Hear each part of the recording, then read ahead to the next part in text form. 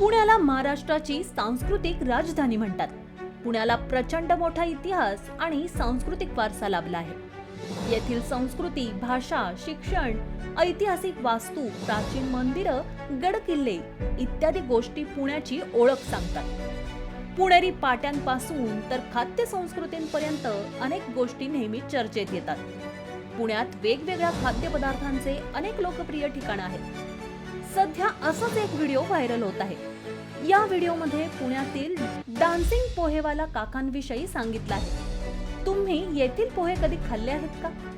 या व्हायरल व्हिडिओमध्ये तुम्हाला एक काका दिसतील. हे काका पोहे बनवताना दिसत आहे. या काकांचं नाव प्रवीण शिवाजी पाटील आहे. ते मूळचे जळगावचे. त्यांची पत्नी आणि ते हा स्टॉल चालवतात.